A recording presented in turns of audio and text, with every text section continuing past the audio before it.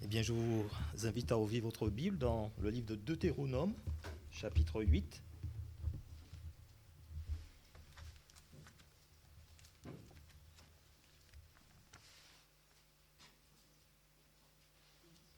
Deutéronome, chapitre 8.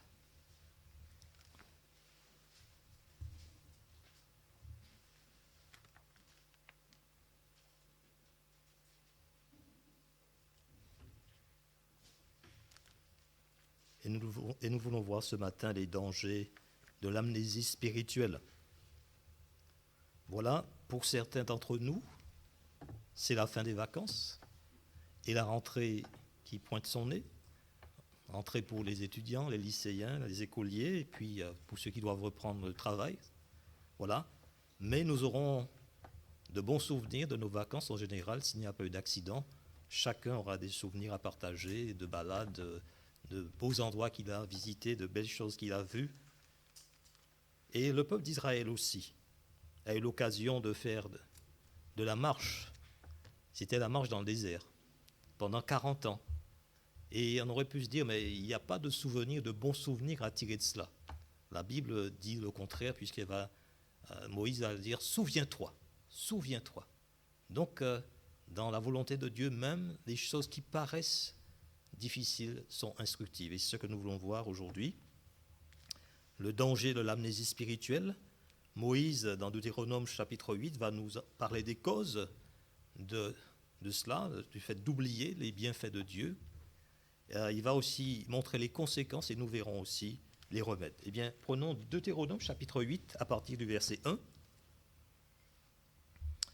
Le peuple de Dieu a passé 40 ans dans le désert, il est prêt à entrer dans le pays promis, dans Canaan. Et voilà ce que Moïse rappelle, Deutéronome chapitre 8, verset 1. Vous observerez et vous mettrez en pratique tous les commandements que je vous prescris aujourd'hui, afin que vous viviez, que vous multipliez et que vous entriez en possession du pays que l'Éternel a juré de donner à vos pères.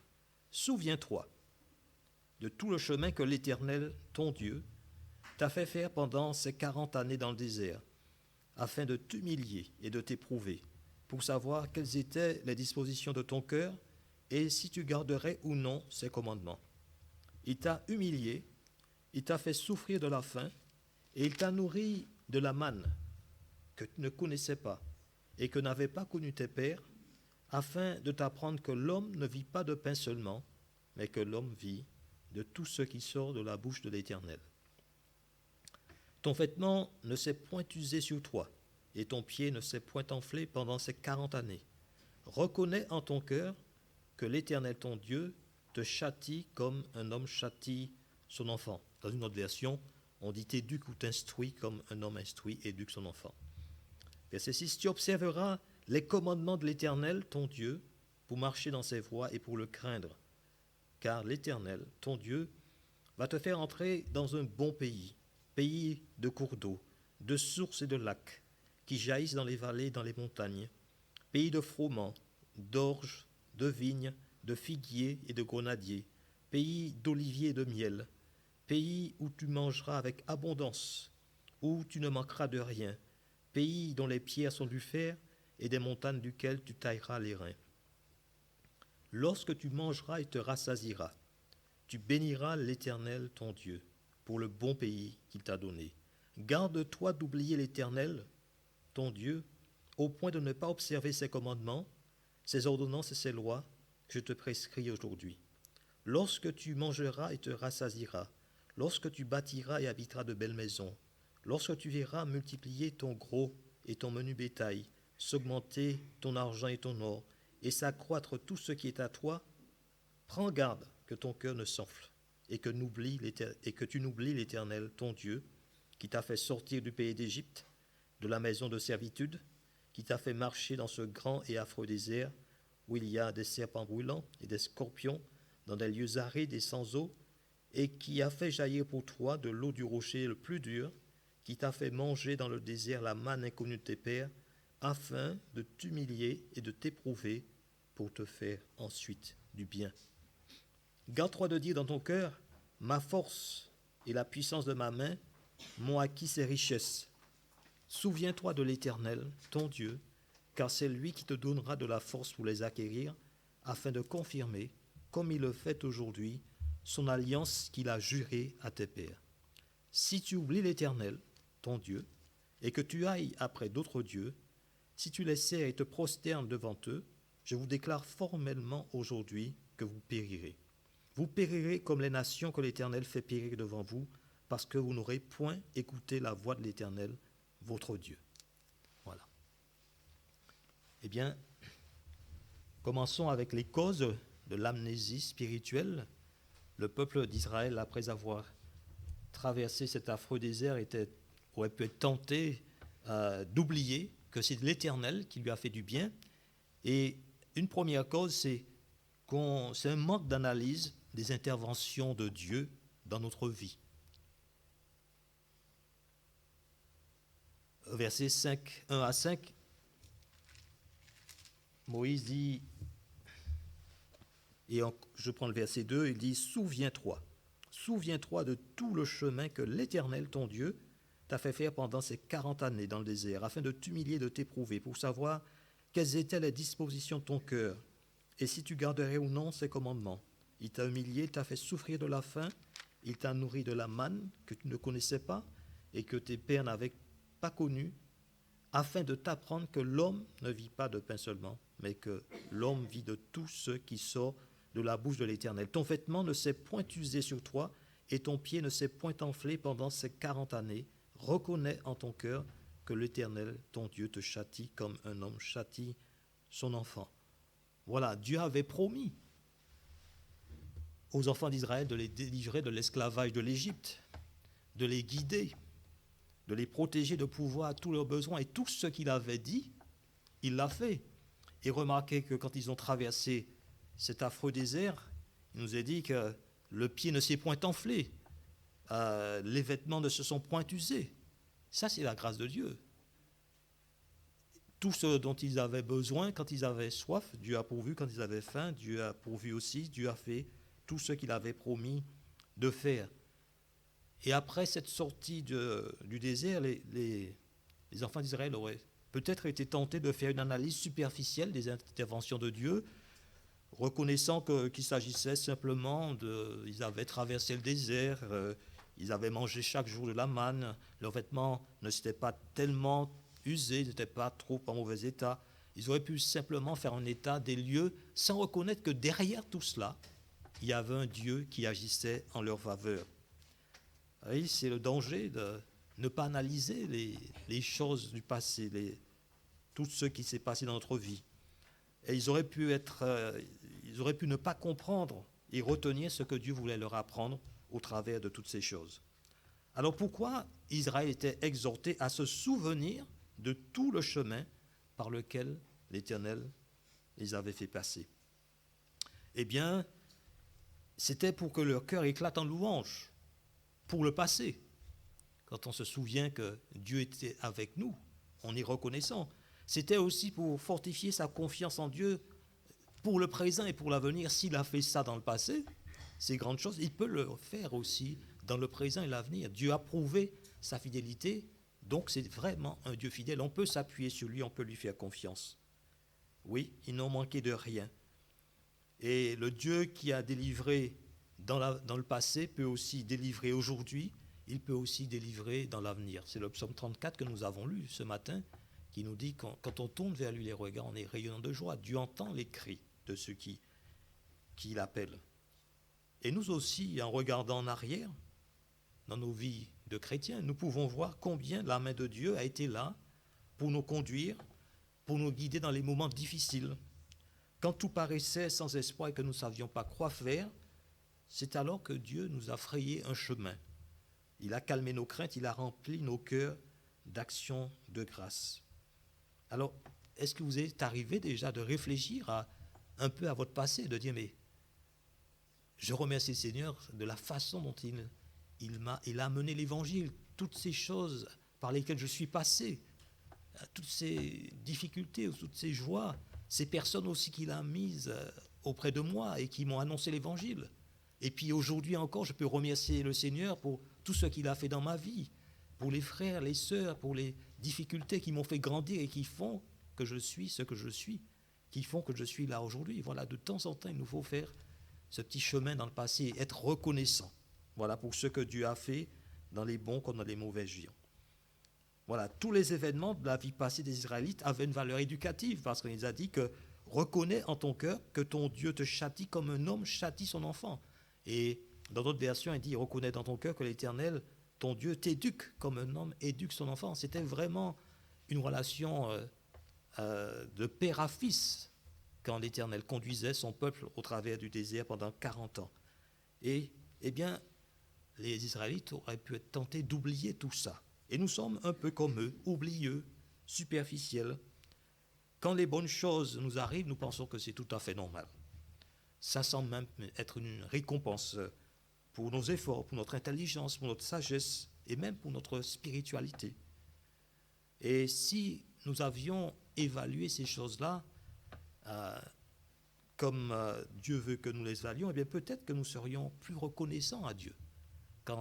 Si nous évaluons les choses du passé, les bonnes choses comme venant de Dieu, eh bien la reconnaissance jaillirait plus souvent et plus facilement dans nos cœurs. Et quand il s'agit des difficultés, eh bien notre seule préoccupation, c'est d'en sortir vivement et qu'on oublie tout ça. Voilà. Ces mauvais moments de la vie, on veut vite les traverser, ne plus nous en souvenir et nous réjouir d'en être sortis. Et avec un tel état d'esprit, nous apprenons peu de l'épreuve. Si nous n'avons qu'une envie, c'est d'en sortir et de ne plus entendre parler de ça. Et nous repartons dans la vie avec la même suffisance, la même indépendance vis-à-vis de notre Dieu. Or, Dieu veut que dans toutes ces choses, nous reconnaissions qu'il était à l'œuvre, qu'il était là pour nous soutenir, pour nous former, pour nous détacher un peu des choses matérielles et nous tourner un peu des choses, nous tourner vers les choses qui ont une grande valeur, les choses éternelles. Voilà, nous sommes un peu comme les Israélites, un peu oublieux. Et le Nouveau Testament fait mention de cela, cette fâcheuse tendance à oublier la main de Dieu dans le chemin que nous avons parcouru.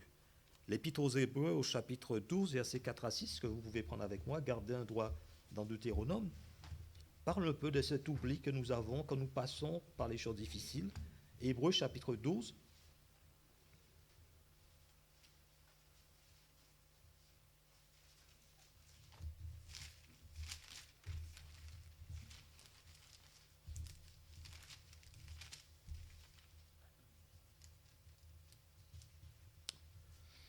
à partir du verset 4. Alors il parle là des croyants hébreux qui étaient fortement éprouvés, qui auraient tendance de retourner en arrière au judaïsme. Hébreux chapitre 12, verset 4. Vous n'avez pas encore résisté jusqu'au sang en luttant contre le péché, et vous avez oublié l'exhortation qui vous est adressée comme à des fils. Mon fils, ne méprise pas le châtiment du Seigneur, et ne perds pas courage lorsqu'il te reprend, car le Seigneur châtie celui qu'il aime, et il frappe de la verge tous ceux qu'il reconnaît pour ses fils. Voilà, notre tendance à oublier est là quand nous passons par des choses difficiles. Le découragement est là, et notre attachement aussi au Seigneur décline. Et les causes de cela, c'est que nous oublions l'exhortation du Seigneur, nous oublions la parole du Seigneur, nous oublions que quand ça se passe, c'est que Dieu nous fait du bien. Dieu nous aime et qu'il nous éduque. Alors il y a le châtiment, il y a l'éducation, il y a toute forme de choses que Dieu permet pour nous faire grandir comme des fils dans la sainteté. Et puis, nous oublions aussi que quand tout ça se passe, ce n'est pas le hasard qui est là. C'est l'activité de Dieu dans nos vies. Nous oublions que le Seigneur, c'est le Seigneur qui agit. C'est le Seigneur qui reprend ses enfants. Donc, comme les Israélites, nous devons nous souvenir de tout le chemin par lequel le Seigneur nous a fait passer. Nous devons nous souvenir des grandes délivrances. Nous devons nous souvenir aussi des difficultés et ne pas oublier que c'était Dieu qui était à l'œuvre et ne pas oublier que tout ça était destiné à nous éduquer, nous humilier et nous éprouver. Alors bien sûr, il ne faut pas confondre ce regard sur le passé avec notre fâcheuse tendance à contempler nos propres voies, à nous retourner en arrière et à penser à nos succès, nos progrès, notre service, et en oubliant que c'est Dieu qui nous a permis de progresser. Et Moïse n'encourageait pas le peuple à regarder en arrière pour voir ce qu'il avait obtenu ou fait par ses propres efforts. lorsqu'il disait de se souvenir de tout le chemin par lequel l'Éternel les avait fait passer. L'apôtre Paul parle un peu de ça dans Philippiens, chapitre 3, versets 13 à 14, quand il dit « Oubliant ce qui est en arrière et me portant vers ce qui est en avant, je cours vers le but pour remporter le prix de la vocation céleste en Jésus-Christ. » Et quand il dit « oubliant ce qui est en arrière », il ne voulait pas dire qu'il oubliait tout ce que Dieu avait fait pour lui. Il ne disait pas qu'il oubliait tout ce que Dieu avait fait pour lui dans le passé. Et au contraire, Paul est reconnaissant pour ce que Dieu a fait dans le passé. Et il le dit à Timothée. Prenez avec moi 2 Timothée chapitre 4, versets 16 à 18.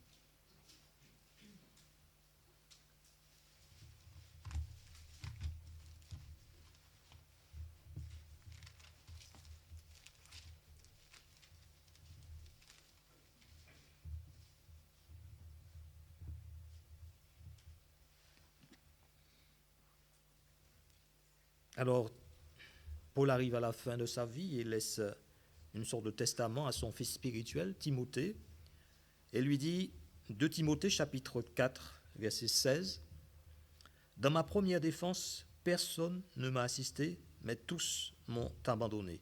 Que cela ne le soit point imputé. C'est le Seigneur qui m'a assisté et qui m'a fortifié, afin que la prédication soit accomplie par moi et que tous les païens l'entendent.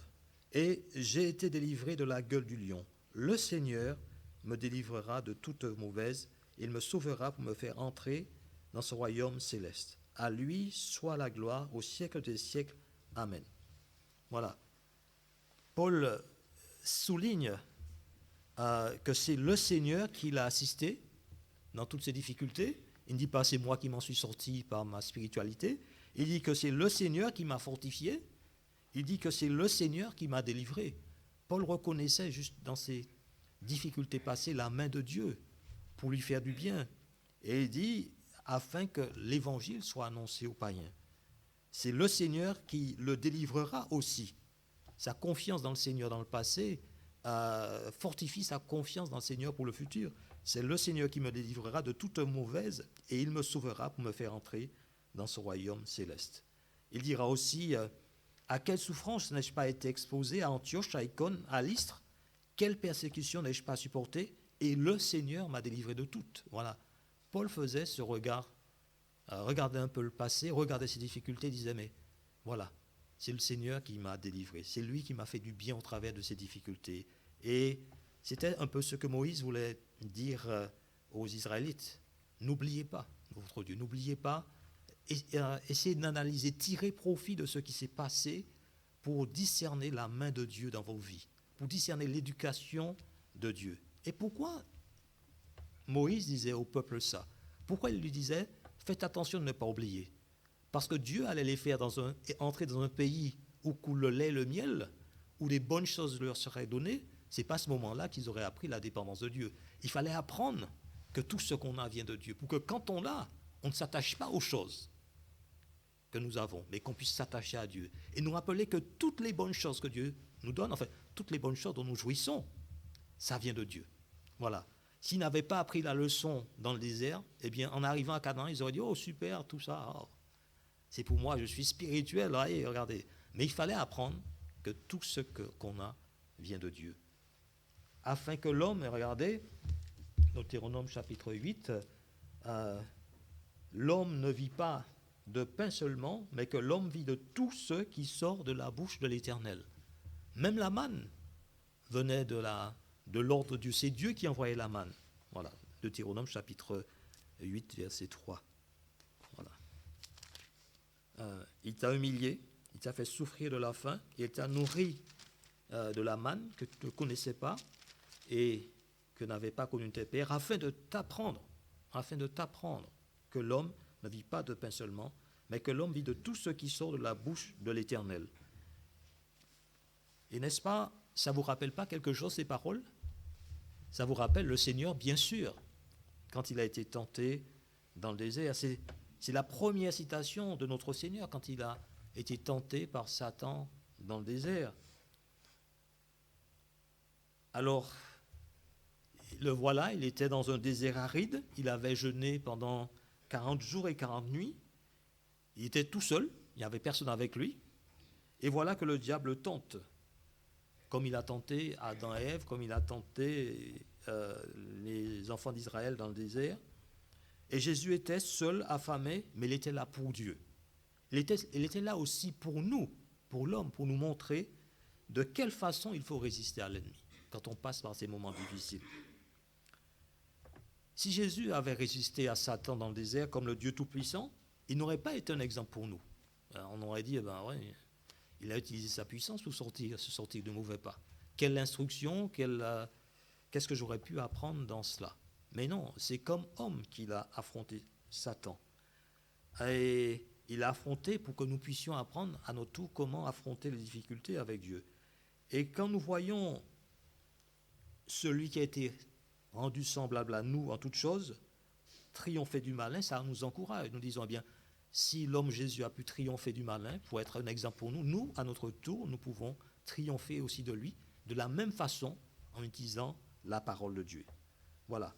Donc, quand Jésus a vaincu Satan dans le désert, ce n'est pas comme Dieu souverain, mais c'est comme l'homme obéissant, ayant comme seule arme la parole de Dieu dans son cœur et dans sa bouche. Remarquez que notre Seigneur Jésus n'a pas raisonné avec Satan. Et lorsqu'il a dû faire face à toutes les tentations de l'ennemi, il ne s'est servi que des Saintes Écritures. Et nous les avons aussi, les Saintes Écritures. Dans les trois cas, Jésus a dit, il est écrit. Il est écrit. Il n'a pas dit, je pense que, je sais que, je crois que. Non, il a dit simplement, il est écrit. Voilà. Et c'est avec cette parole qu'il a vaincu le diable. Et donc, voilà notre repos, voilà notre force, voilà notre refuge, la parole de Dieu en toutes circonstances. L'homme ne vit pas de pain seulement, mais l'homme sort de toute parole qui sort de la bouche de Dieu. L'homme vit de tout ce qui sort de la bouche de l'Éternel.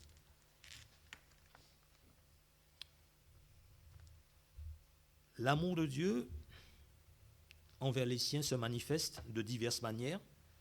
Il ne pourvoit pas seulement aux besoins physiques, la nourriture et le vêtement, mais il aussi au verset 4, regardez, on peut lire le verset 3. Donc le verset 3 nous parle de nourriture, le verset 4 nous parle de vêtements.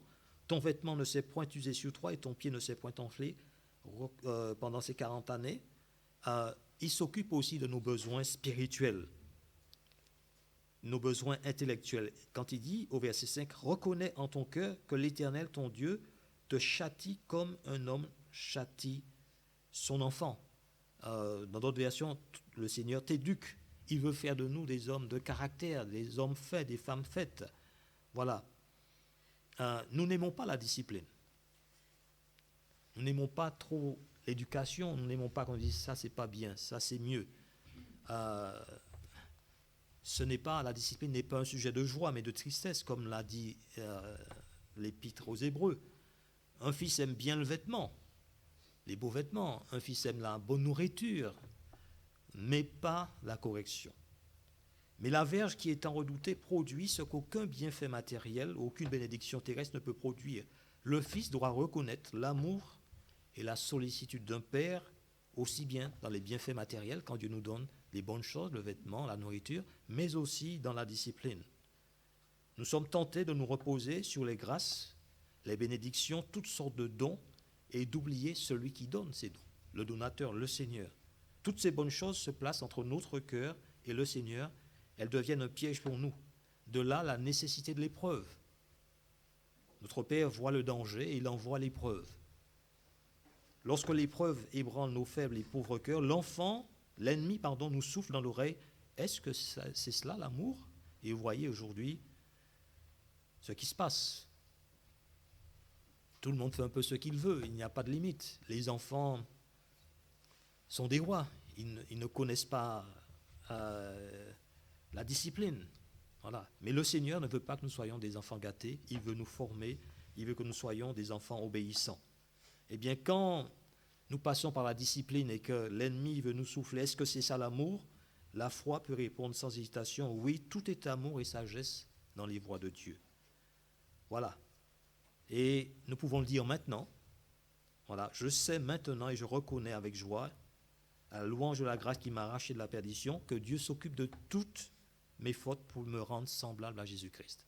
Tout ce que Dieu fait dans ma vie, c'est pour me rendre semblable à Jésus-Christ. Voilà.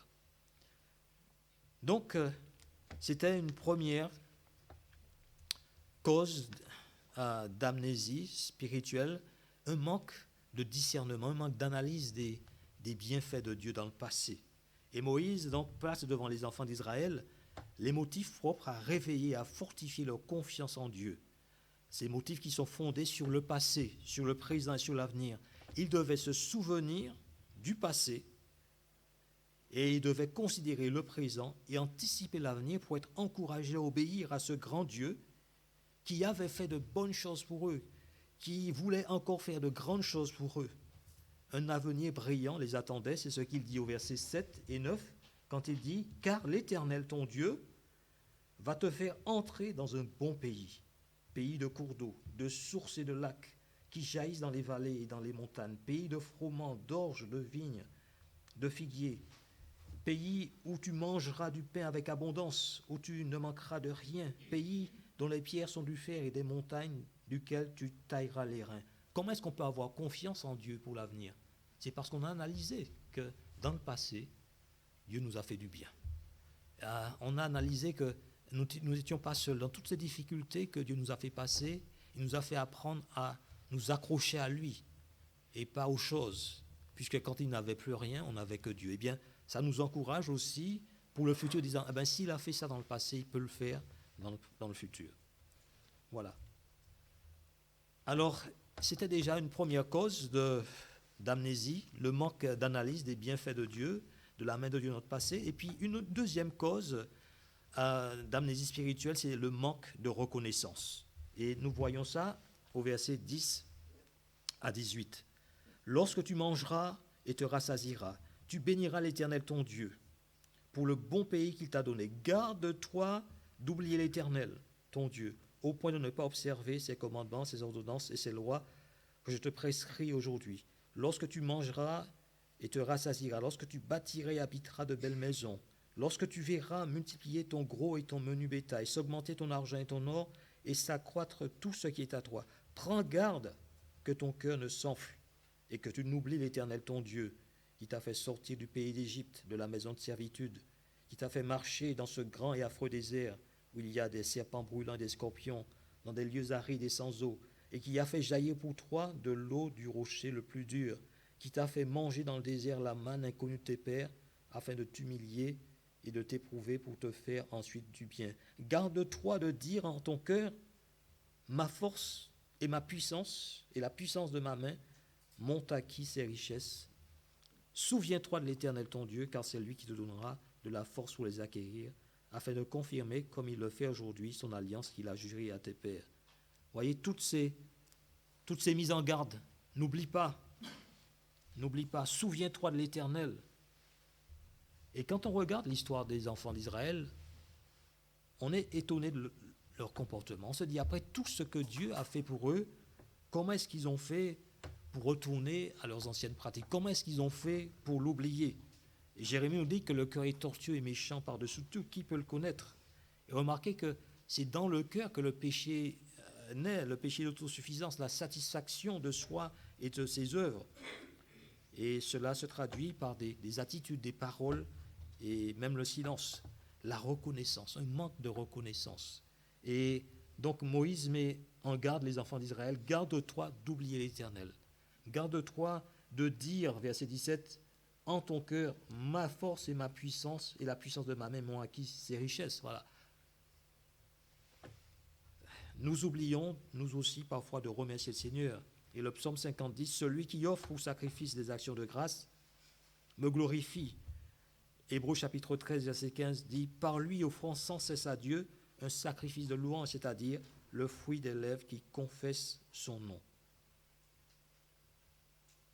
Voilà. C'est un privilège pour nous de louer le Seigneur. Celui qui ne rend pas d'action de grâce pour les bienfaits de Dieu oublie les délivrances de Dieu, les délivrances passées. Et il va s'attribuer la gloire pour les bénédictions présentes et futures. Alors, Moïse met en garde le peuple d'Israël d'oublier l'Éternel quand il sera richement béni, quand il va entrer dans ce pays où il y aura de belles choses, de belles maisons, quand il va se rassasier. Voilà, c'est un peu quand ils vont connaître la prospérité, faites attention. Faites attention, n'oubliez pas l'Éternel, n'oubliez pas d'être reconnaissant. Et cela nous dit quelque chose sur la prospérité. Elle peut être un piège, la prospérité, si ça ne nous pousse pas à la louange, à l'humilité. Et dans la parabole du semeur, il nous est dit que les soucis du siècle, la séduction des richesses et l'invasion des autres convoitises étouffent la parole de Dieu et la rendent infructueuse. Dieu pourvoit à tous nos besoins, mais nous avons tendance à nous polariser sur les dons plutôt que sur le donateur. Et nous finissons par conclure que nous avons gagné ou mérité ces bonnes choses. Nous oublions que c'est la grâce de Dieu qui pourvoit à toutes ces bonnes choses. Nous nous éloignons du Seigneur et nous n'entendons plus sa voix. Le roi Osias, dans 2 Chroniques, chapitre 26, versets 5, 15 et 16, et vous pourrez lire cela, s'est laissé emporter par l'orgueil. Et finalement, Dieu a renoncé à ce service d'Osias parce qu'il avait négligé de se souvenir de son Dieu, négligence qui avait conduit à l'infidélité. Alors, la prospérité, frères et sœurs, c'est un don, mais ça peut être aussi un test. Est-ce que dans la prospérité, je vais être reconnaissant? Et on peut dire que par rapport à beaucoup de régions du monde, nous sommes en quelque sorte prospères. Nous n'avons pas tous beaucoup de richesses, mais nous avons quand même le minimum. Et ça doit nous pousser à être reconnaissants. Tous les chrétiens connaissent dans leur vie l'adversité ou la prospérité, et ces deux éléments vont révéler si notre cœur est attaché avant tout au Seigneur. Si nous discernons dans l'un et dans l'autre la main de Dieu, dans les bons et les mauvais jours, la main du Seigneur est là. Est-ce que notre cœur est attaché au Seigneur? Est-ce que la prospérité nous a rapprochés de Dieu?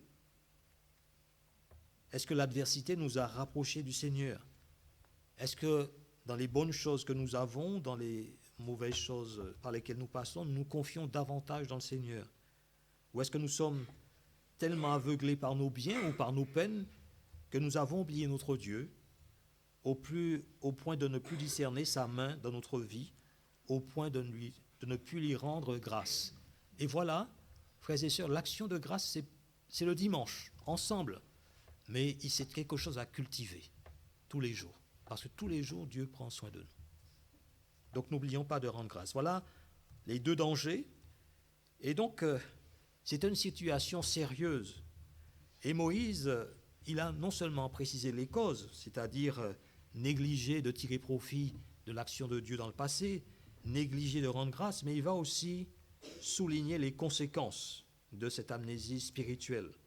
Au verset 18 à 20. Et on lit au verset 18 à 20, « Souviens-toi de l'Éternel ton Dieu, car c'est lui qui te donne de la force pour les acquérir, afin de confirmer, comme il a fait aujourd'hui, son alliance qu'il a jurée à tes pères. Si tu oublies l'Éternel ton Dieu, et que tu ailles auprès d'autres dieux, si tu les sers et te prosternes devant eux, je vous déclare formellement aujourd'hui que vous périrez. Vous périrez comme les nations que l'Éternel fait périr devant vous, parce que vous n'aurez point écouté la voix de l'Éternel, votre Dieu. » Voilà. Les conséquences d'oublier l'Éternel. Voilà. Moïse souligne cela, vous périrez. Quand on est le peuple de Dieu, on ne peut pas prendre les choses à la légère. Dieu veut notre sanctification. Eh bien, les Israélites devaient connaître la cause de leur amnésie spirituelle, mais aussi les conséquences. Souviens-toi de l'Éternel, ton Dieu, car c'est lui qui te donnera de la force pour les acquérir, afin de confirmer, comme il le fait aujourd'hui, son alliance qu'il a jurée à tes pères. Dieu confirme toujours son alliance. Paul dit à Timothée que Dieu est fidèle, même si nous sommes infidèles. 2 Timothée chapitre 2, verset 13. Alors qu'est-ce que c'est que l'alliance de Dieu? Dieu a promis que tous ceux qui se confient en lui seront soutenus par lui, seront bénis richement, spirituellement ou matériellement, mais surtout spirituellement. Et cela est nettement suffisant. Voilà. Quand nous sommes tellement satisfaits de nous-mêmes, quand nous oublions notre Dieu, nous nous privons de sa bénédiction. Dans le domaine spirituel, vous obtenez ce sur quoi se porte votre cœur. Si vous cherchez à connaître Dieu, de tout votre cœur, c'est écrit là, eh bien, il se révélera à vous dans sa parole. Si vous cherchez à servir Dieu, il va vous donner des occasions de le servir. Si vous cherchez des choses sans grand intérêt, des choses sans grande valeur spirituelle, vous risquez d'avoir ces choses-là. Vous risquez de recevoir des choses sans grande valeur spirituelle. Voilà, ce vers quoi notre cœur se penche, c'est ce que nous obtenons dans le monde spirituel. Attention, l'homme regarde à ce qui frappe les yeux, mais Dieu regarde au cœur. On peut tromper les hommes, mais on ne trompe pas Dieu. En tant qu'homme, on ne sera jamais parfait ici-bas, mais cela ne nous empêche pas d'être sincères dans nos recherches spirituelles. Si vous nourrissez dans votre cœur des ambitions personnelles, pensant aux richesses de ce monde, pensant qu'à votre travail, à vos progressions sociales, eh bien, vous risquez d'être comblés, mais pauvres spirituellement. Dieu vous donnera peut-être ce que votre cœur désire, comme il a fait pour Israël, mais après vous allez regretter. Alors, faisons le point maintenant, chacun pour soi. Quelles ont été nos ambitions jusqu'à ce jour? Quelles ont été nos aspirations? Est-ce que le Seigneur nous a accordé ce que nous désirions dans les domaines matériels, personnels, professionnels?